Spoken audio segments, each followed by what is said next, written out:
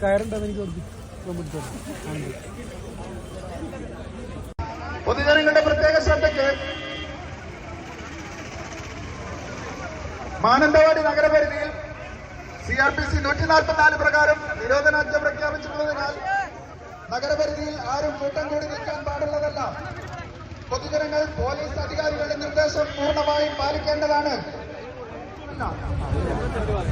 എല്ലാവരും നഗരപരിധിയിൽ നിന്ന് പിരിഞ്ഞു പോകേണ്ടതാണ്.